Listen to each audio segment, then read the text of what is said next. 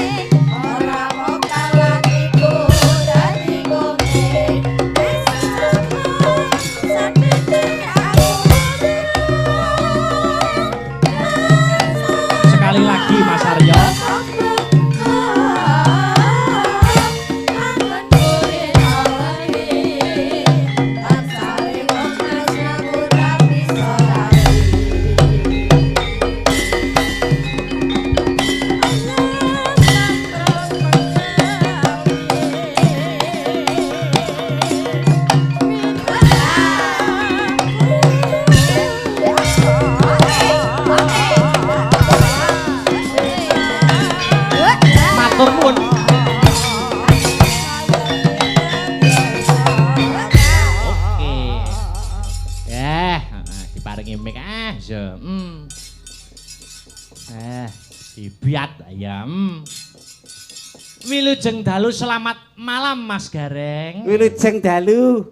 Selamat malam Bu Limbo. Wadah. Bertemu kembali di Desa Beji. Nggih.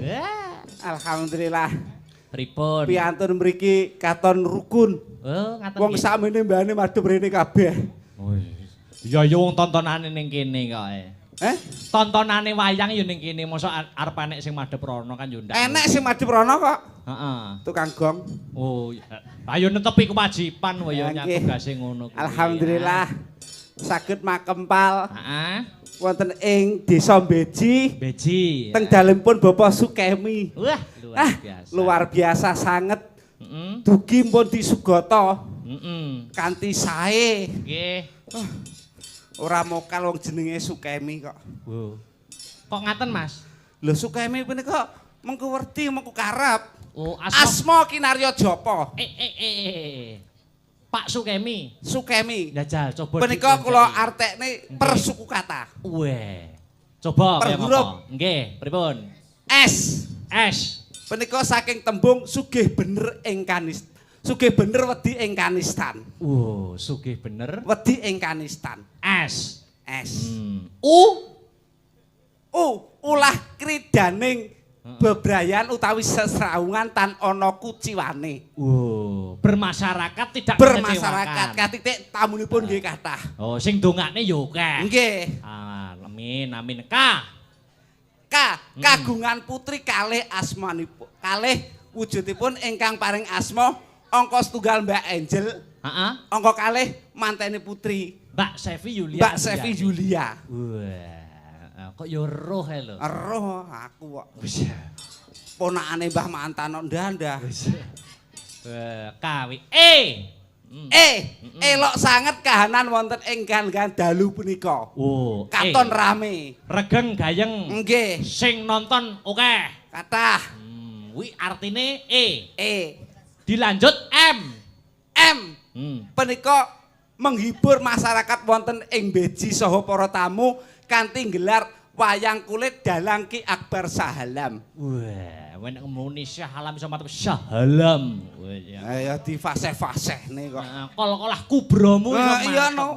Ton pondok lho Mas. Oh iya, pondok Tebu Tebangan. Ora, pondok bersalin kok. M mau ya. M. Sing terakhir I. Dalang ora roh. Tak jegelongke meksa ora iso. Hebat, pinter, cerdas kowe. Iki dina pemeriahe gareng saking Bojonegoro Gareng Tipes. Wah. Sapa sing guyu? Tipes ki apik lho, Bu. Kok iso apik lho wong jenenge penyakit kok apik lho. Hati-hati ben gak kena apes. Tipes ki singkatan. Oh iya no. Hati-hati men ora kena tipes. Apes. Tipes. Tipes. Ora kaya sampean wong dalange, wong tanggapan nang kedewan kok teko Jawa Tengah iki lho. Wah ya turu ora krasa kok. Ngene mbok takon wong ning dalan. Heeh. Ning dewan iki nggo endi ngono. Sampean kok ora takon tur dalan piye? Ya ora takon wong kahanane turu kok. Ora takon. Berarti sampean bingung mau? Bingung. Beda ora aku. Lho. Sampean tekan kene mau jam 4. Jam 4 sonten. Lho, kok iso sregemen lho. Wong aku teko kene jam 8 kok jam 4. Jam 4. Dugi mriki kula. Disiplin ya. Disiplin. Wah, jan kuciwa Mas tapi. Pripun. Mriko nika wonten bulak to. Kebelet pipis Mas. Wah iya. Ya nguyu. Adoh lor adoh kidul. Ayo. Kula amping teng wit ngeten. Guys gak betah kok. Ayo. Ling-ling wah saman iki ya. Kula bupisno teng wit ngeten. Lah kersane malah lho. Ana manuk niku lho ngisena wong. Manuk prenjak. Ngisena wong. Wis tak tokno citik ngono. Cilik. Wah, asem iki cilik ya ben nggonku dhewe. Ngaleh nggon. Sadi mriko malih. Terus wonten kandang, Mas. Kandang sapi. Ayo kuwi kandang sapi ya. Kula depisno mriku. Aman iki mbrak kene wong sapi. Kula nyeti manuk ya ora enek lah. Ora ana, aman. Aman. Kula tokne malih, Mas. Ayo. Lah niku lho sapine kok ya muni. Munine piye? Moh ya ben aku kanggo kowe. Asem iki ngalih malih Mas. Ngalih neh. Kowe nguyuh bolak-balik kowe besar piye jane? Kowe jane gareng besar apa tipes? Seto, urung sida nguyuh. Urung sida nguyuh. Urung sida nguyuh gara-gara kuwi mau. Kewan sing kurang ajar. Iya. Ngalih neh ning kandange mentok Mas. Kandang mentok. Kandang mentok. Terus kula depisno malih. Wis gak betah nek iki tak tokno arep sedil. Sapine ora enek, manuke ya ora enek. Kula tokne. Kabeh Mas. Ber ngoten wis babar pisan. Lah niku badhe kula denok tur ngoten. Mentoke kok ya muni. Piye? Mas.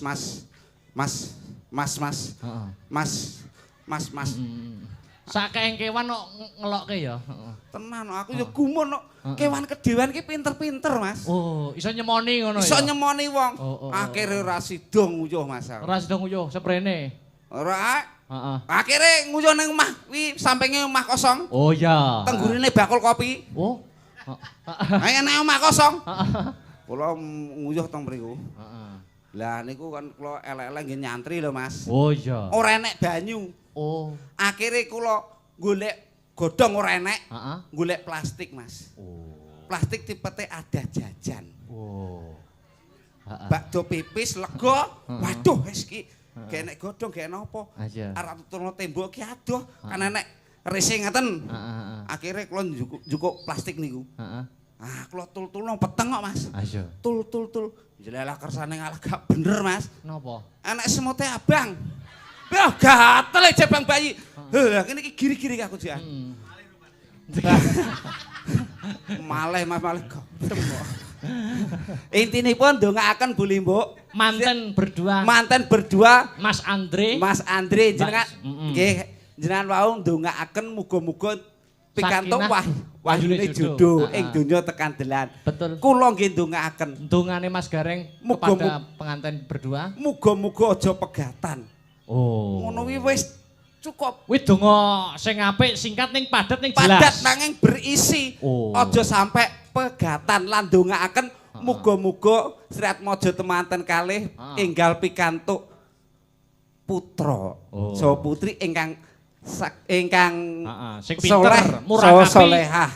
Mekaten. Aja kaya tanggoku. Oh, tangga sampean? Tanggoku ya ora gelem ngleksanakne program pemerintah. Apa kuwi program pemerintah? 2 anak cukup. Oh, kabeh. Lah tanggoku ndek anak 7. Sampai bingung Mas nek jenengno niku. Nggih. Sampai bingung nek jenengno akhire niku gak kurangan akal Mas. Sing nomor 1 niku gamel PI kabeh Mas. Oh. Nomor 1 dijeluki GPI. Soale nomor 1. Masya. Terus nomor loro niki ROPI mergo nomor loro. GPI ROPI. Oh, mergo bapake Imam Syafi'i. Ora soalnya nomor loro bapake nggih PI niku. Ya, ROPI ya terus. Nomor 3 LUPI. Soalnya nomor 3. Terus selanjutnya nomor 4. 4 PI. 4 PI. Terus anak kelima mau PI soalnya nomor 5. Ben gak kleru kok nek nyeluk. Ben ora salah. Terus nomor 6. Nomor 6 niku adike TUPI Mas. Sik ta.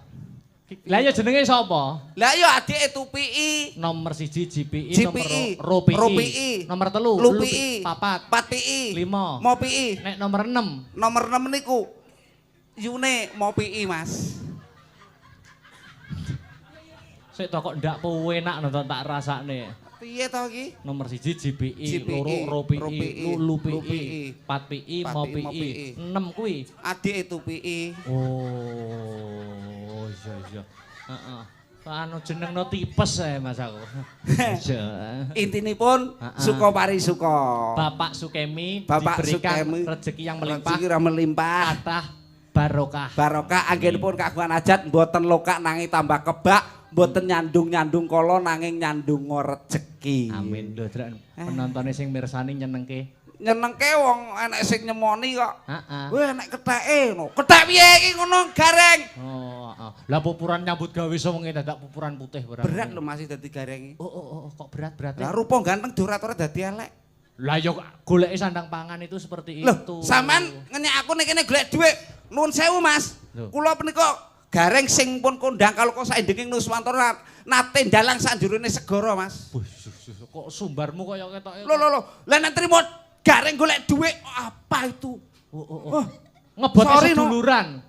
Aku ngeboti seduluran, Mas. Oh. Nek aku ning kene jelas. Jelas napa? Nyambung seduluran karo golek dhuwit. Nek kula mboten, kula mergawe lillahi taala mboten nyuwun bayaran kalih Bapak Sukemi. Sing senan danyang kene, Mas. Mosok belas sithik-sithik. Belas aku gak njaluk bayaran nggone Pak Sukemi. Kok sektimen kowe? Lho, sekti kok gareng kok. Lho. Alasane? Alasane sing ngejob gak dudu Pak Sukemi ya sing ngejob Bapak jenengan kok. Oh iya, silit aku. Silit piye to? Lillahi taala. Lillahi taala. Lho kuwi beda dalane ae, sing asli panggah nampa dhuwit masamu. Nek kula ngapunten kula mboten trima dibayar ngeten gareng bayari brek kula nggih mboten purun, Mas. Lah geleme? Bayari cash nggih mboten purun. Geleme? Bayari duit. Oh. Ayo. Bayar brek ya lempok. Sindene luar biasa. Alhamdulillah sinden sangat luar biasa. 1 2 3 4 5 6. Wah, kowe ngitomu kok mbok yo sing rada pilah 1 2 3 ngono lho. Heeh. 1 2 2 Ayo. 3 Lupiki.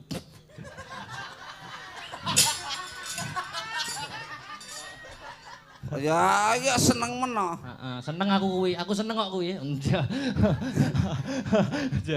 Terus nomor 4. 5 6. Tek mun nyepelekke itu satu orang. Ih, kamu gimana sih kalau mengingeti itu yang jelas dong. 1 2 3 4 5. 1 2 3 4 5 6. Oh, ngono kuwi apamu peh porsine besar mbok hitung 2. Ngono kuwi ora adil ngono. Wong ya siji lho, deloken. Soale niki sinden berbobot, Mas. Oh, iya. Berbobot suarane. Sapa sing ngomong? Lah apa? Bobot ya bobot awake berat badan kuwi lho. Iya. Ning yo kan dijangkepi ben urut. Ora enek iki ora dadi, Mas. Ora dadi. Ora enek sing tuwa kaya niki ora dadi. Sing mangestoni tidak Sing ada. mangestoni kok ya. Ini ada Dik Niken Salindri yang sudah ditunggu-tunggu para warga masyarakat di wilayah Beci dan sekitarnya. Kita tanjakan ya. Ya, kita celuk saja. Ayo, disepoti, ayo ya, kasih musik biar hebat. Iya, oke. Yo! Yo! Maka. Hop.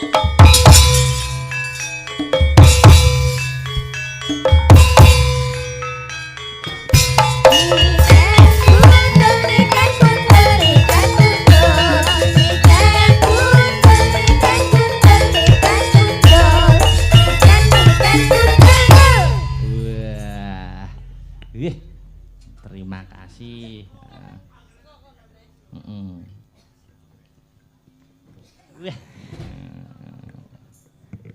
Iki ngeti apa to?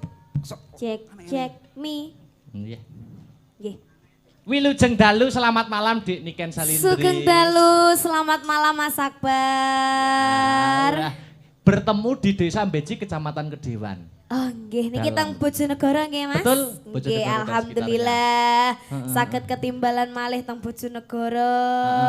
Teng daleme Bapak sinten? Bapak Sukemi. Bapak Sukemi. Nggih. Ngaturaken matur suwun sangat kagem Bapak Sukemi. Sampun nimbali Mas Akbar kalian kula. Mas Akbar sak rombongan mugi-mugi panjenengan sehat selamat wilujeng Bapak. Amin. Dipun paringi panjang yuswanipun berkah rezekinipun. Rezekine muga-muga ora lokak ning malah kebak nggih Mas. Uga mendoakan pengantin berdua. Onci. Namine Mbak sinten mau? Mbak Sevi Yulia Andriani. Mbak Sevi Yulia. Mbak Sevi kalian Mas? Mas Andre Adi Pratama. Mas Andre. Wah nggih mugi-mugi menjadi keluarga yang sakinah mawaddah warahmah. Amin. Cepet diberi momongan. Amin. Semoga langgeng. Amin. Nggih pernikahan itu pernikahan yang pahalanya luar biasa. Sunnah Rasul. Pahala yang selama-lamanya. Amin. Mas ya umbah-umbahe Dige bojone iki pahalane iki akeh banget, Mas. Iya, betul. Salim tok iku ya wis pahala. Salim istri, salim suami sama mencium hajar aswad. Siap. Cah pondok kole. Masih yo gurung ngalami ki. Ilmu dari orang tua. Nah, kita sebarkan. Pak Sandi dengarkan. Iya. Ya luar biasa. Iki disopo to? Ono bulus iki lho. Disopo. Wis kadung oneng-oneng putih ora dijak omong-omongan iki lho. Yo nyak golek pangan sak emplokan direwangi wedakan koyo ngono kuwi. Non. Hah? Non piye to? Non aku lu celuken. Nggih. Oh, ayu-ayu pekok. Piye to piye? Lah wong kon nakoni aku kok non. Non.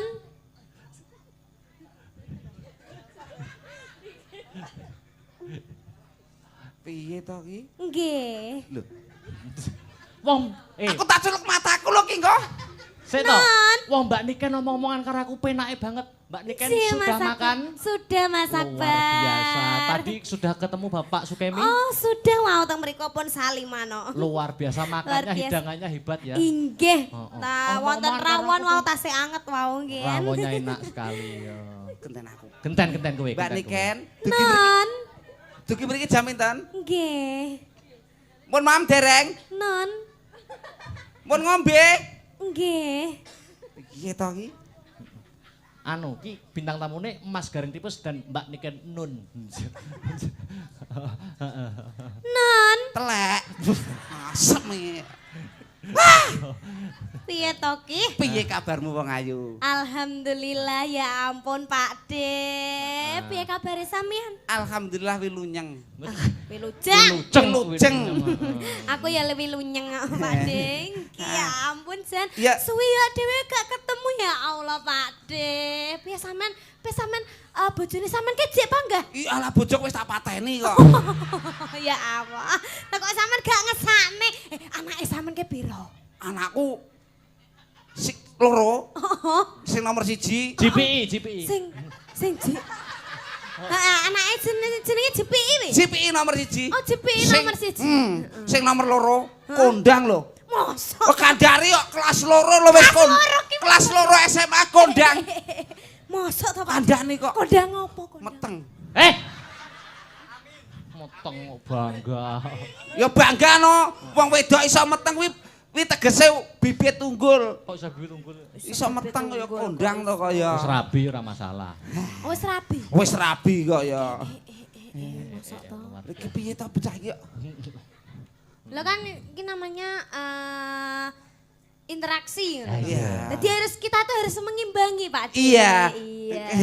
Jadinya kan kita itu ngomong-ngomong itu kan harus sesuai ya kan? Oh Pak De. Iya. Lah sampean ngono kok pupuran putih-putih ngono ki ben apa ya? Iki ngono ya ben gak ireng. Putih yo gareng yo ngene iki to putih ngene iki. Lah nyapa kok gak dicet ireng ae ngono ya Pak De? Cet ireng ya oli kok dikira munyo aku demit. Lah kan malah penak ngono lek dicet ireng ki dadi lucu ngono lho. Nah, penak nek ditumpaki. Lah kan lek putih kan dadi kaya pucet ngono to Pak De. Iki kok kaya sumur kompan ta Pak De. Pak Sukemi kok nanggap. Pak De ngerti ra gara-gara ki mau ndodok deloken jarikku wis ra apa-apa ki suwek lho. Kandhane Niken Salindri ki nang YouTube kondang kok wisan sinden sing ngentekno jarik. Ya ora apa-apa, jane kasih kuwi. Alhamdulillah Nduk, saged pinanggih masyarakat wonten ing Beji kanthi kahanan Rahayu Wilujeng. Deloken ke sing enom Joko-joko awor joko-joko ketok gantenge. Sing tuwa awor tuwa jan kowe tok. Nyapa? Ketok tuwane ngono. Ora. Piye kok malah ngene iki guyub rukun Pak De. Guyub rukun warga masyarakat mriki. Ngaturaken matur suwun ugi sampun rawuh hadir di acara malam hari ini. Mugi-mugi sing enom-enom enggalo entuk pacar, sing jomblo-jomblo enggalo entuk ganti. Lah sing wis duwe bojo muga-muga. Sing wis duwe bojo? Ya, Sapa sing muni kaya? Wah, tak idoni raiku lho ngomong. Piye to sampean ki? Iduk mental. Oh ya iso. Lah nek wangi apa piye? Hah? Nganggo masker. Kecuali lek aku lampu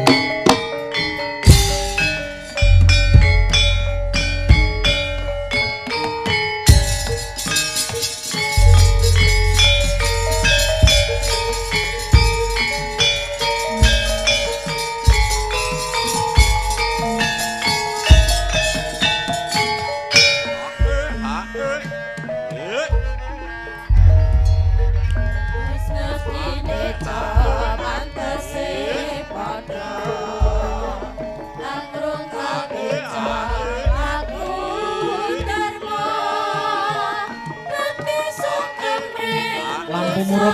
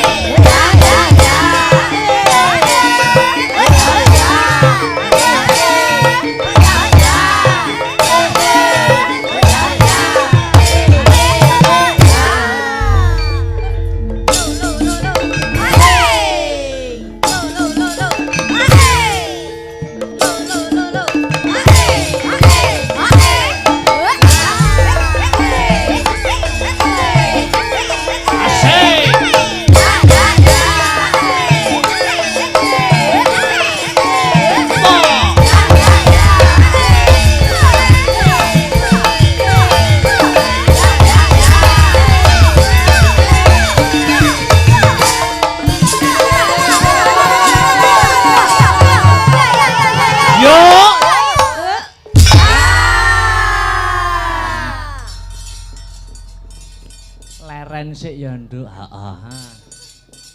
Dikendoni dhisik suasanane, ayo. Yo nggo mukadimah, heeh. Nggo opening utawa pembukaan ana ing season limbukan. Iya. Aku njaluk Sinden Astabrata, heeh. Dik Sinta Mbak Sri Wahyuni kalawan Mbak Ingkar jumeneng bareng. Oh ngono ya. Lagune Ninggal Katresnan. Wah iya. Nggo Mukadimah ning limbukan kareben ngregengake swasana kang mapan ana ing Beji pada malam hari ini. Oh ngono Ayo Sinden 3 jumeneng berdiri bersama Ninggal Katresnan. Ya yuk.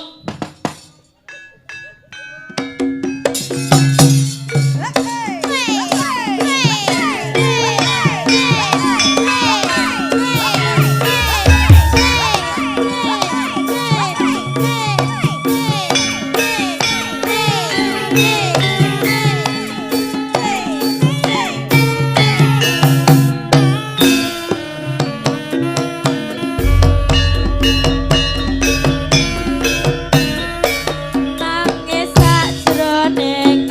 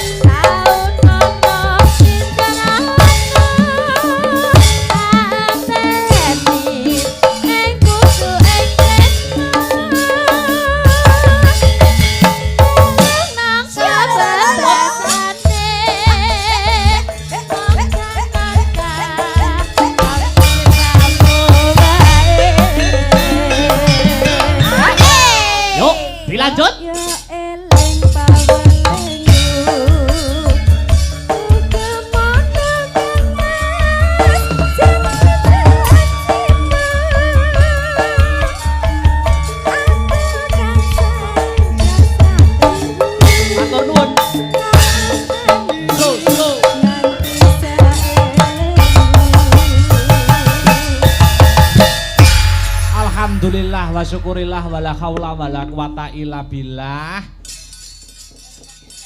Ama ba'du sujud syukur ya nok, leren dhisik nganggo leren sakwetara. Oh ngono ya Mak. Iya.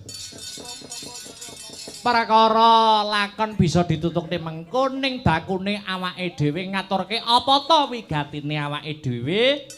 Sak kanca komplit saka kutha Nganjuk sowan marak mangarsa mapan ana ing tlatah Mbeji Kedewan Bojonegoro. Oh ngono ya Mak. Iya. Ora lali nduk piye. Angka sepisan ya kuwi sujud syukur, puja lan puji syukur kang jero tumrap Gusti Allah Subhanahu wa taala. Iya.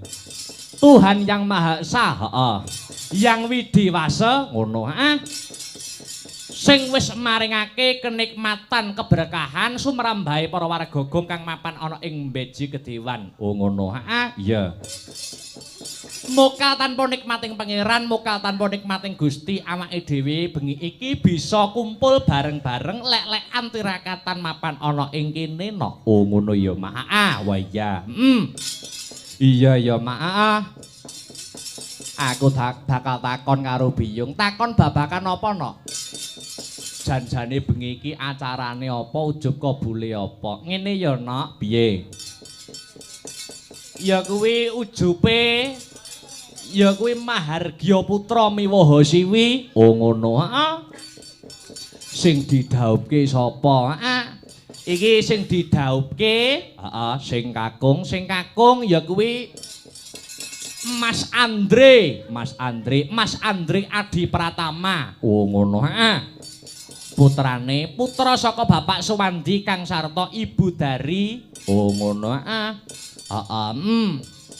Sing estri, sing cewek ya kuwi Mbak Sevi Yulia Andriani. Oh ngono, Ya kuwi putrine Bapak Sukemi, lawan Ibu Tarni. Oh ngono, sing mapan ana ing Beji Kedewan kene. Oh ngono ya Mak.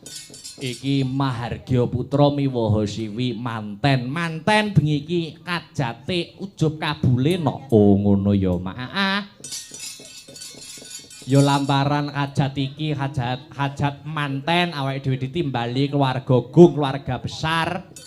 Ya kuwi Bapak Sukemi, ya kuwi Mas Andre Adi Pratama kelawan Mbak Sevi Yulia Andriani kang wis nempuh bebrayan agung, nempuh bahtera rumah tangga, awake dhewe bisa sowan maneh ana ing laladan Beji Kedewan Bojonegoro. Ana ngaturke panuwun, awake dhewe kae pertama kali sowan ana ing kene yen ora keleru ditimbali karo ingkang winengku kinurmatan Bapak Ngatijan. Oh ngono, akhire nglerek isih diparingi wektu kang mirunggan karo Gusti Allah, kanggo nyambung tali paseduluran, ya kuwi ngaraketke tali kekadangan utawa silaturahmi sowan meneh karo dulur-dulur sanak kadang kang mapan ana ing Beji Kedewan Kabupaten Bojonegoro. Oh ngono ya Mak. Iya. Alhamdulillah. Iya. Sowan komplit no. Iya. Asta Brata Group saka Kutha Angin. Ya. Kutha Angin Kadipaten Nganjuk. Iya. Wah luar biasa. Sindene jejer-jejer ijo kaya lemper. Wah iya. Wah jan iso ketok kompak diseragami. Lah iya. Sinden ana cacah 5, sinden cacah 6. Iki nak jaman saiki to no, nganggo seragam cantik-cantik ngene iki jaman saiki. Mergo perkembangan zaman, nut jaman kelakone wayang mengikuti perkembangan zaman. Dadi sing didelok, sing dipirsani karo para warga masyarakat, mirsani pagelaran wayang kulit ki ora mung ceritane wae, ning uga ana sindene sing dadi daya pikat utawa daya tarik, nilai plus. Ayo.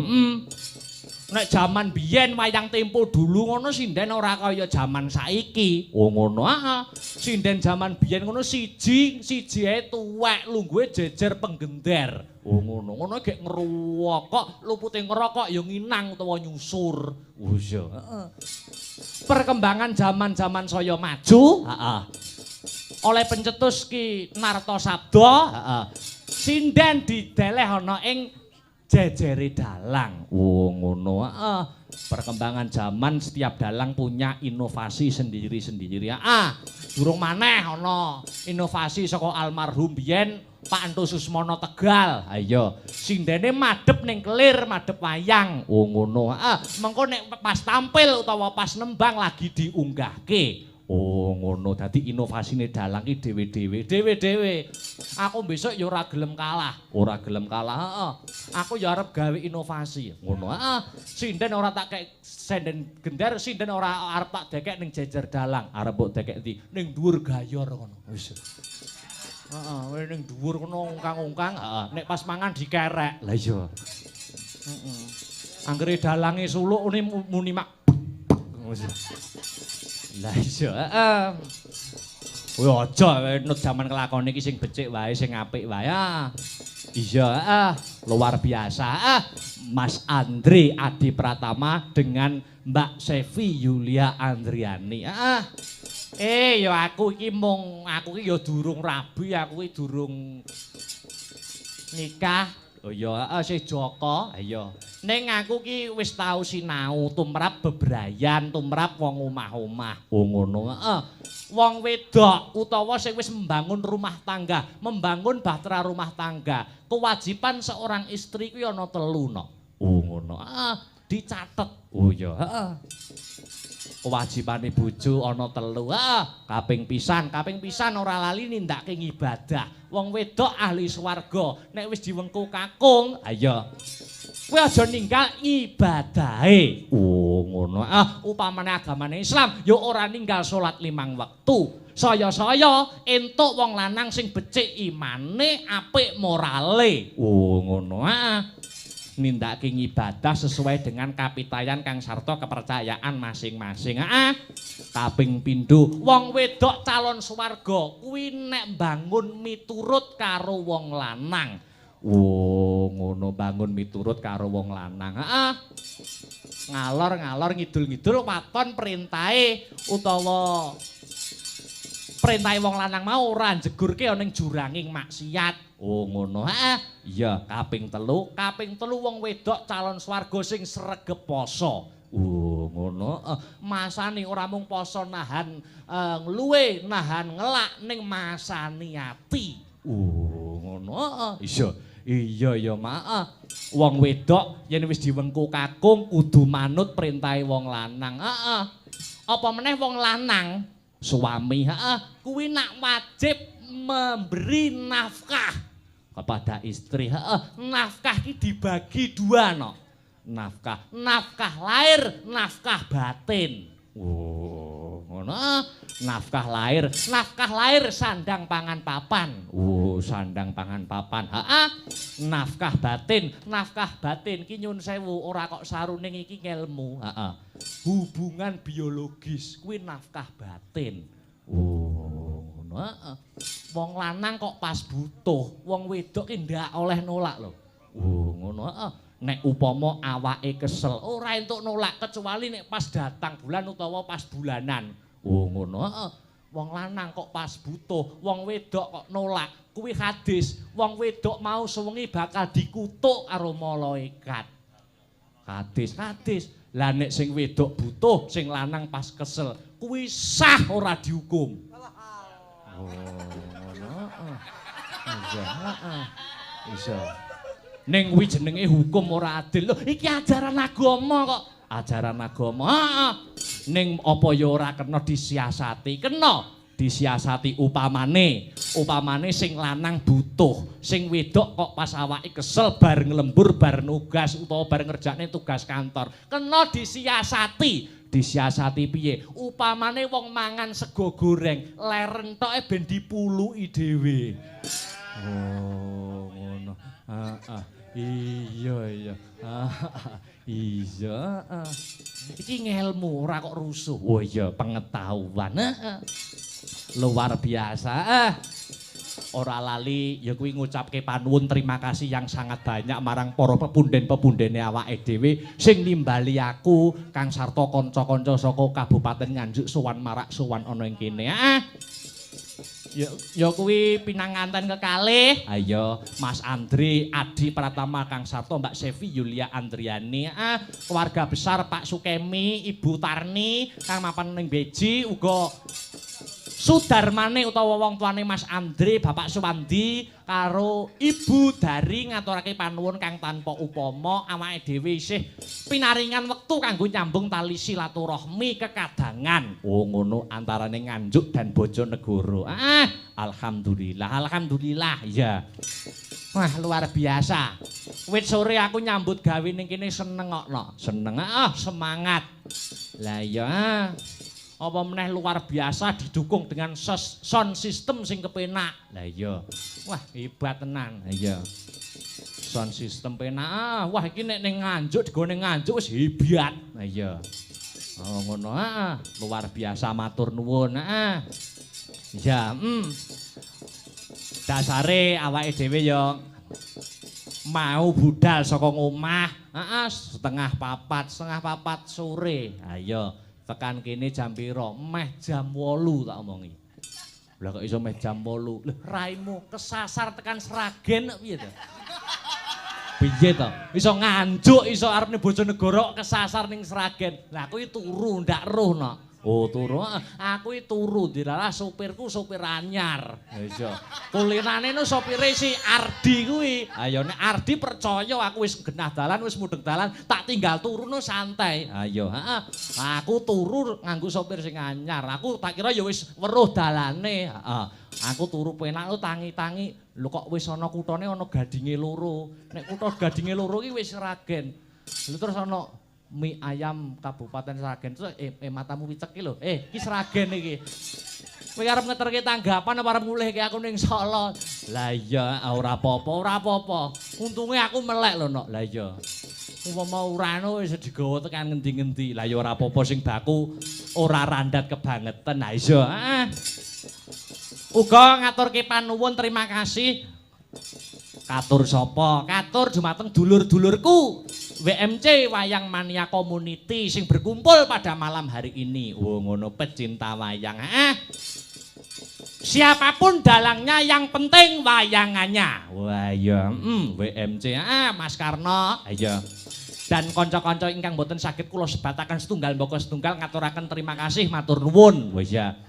Dalang Akbar tidak menutup mata. Wah iya, iso masuk ana ing daerah Bojonegoro ki saka kekadangane kanca-kanca WMC. Oh ngono anggone ngraketake paseduluran. Dadi seniman ki ora mung sing diudi, ora mung perkara skill. Skile wis apik, saya apik meneh nek serawunge relasine tambah luas, tambah bagus. Oh ngono mah. Ayo ngaturke panuwun.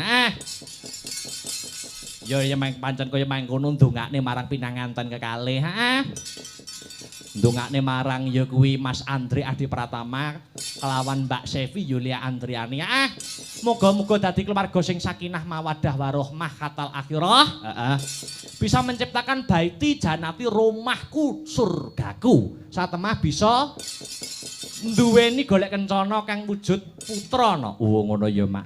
Ya. Ora ndongakne temanten nganti kaken-kaken ninen-ninen. Ora ndongakne kaken-kaken ninen-ninen ora. Mergane apa? Kuwi donga kleru, kuwi donga salah kok no. Donga kleru, donga salah. Mugi-mugi temanten ngatut runtut reruntungan ngantos kaken-kaken ninen-ninen. Lah dalah diijabahi tenan. Saiki jaman saiki wong tuwek kari modare pegatan iki akeh lho, Nduk. Ngono. Dadi dongane diganti. Muga-muga antuk wahyuning judo. Wah iya. Donya nganti tekan akhirat. Wah iya. Amin ya rabbal alamin.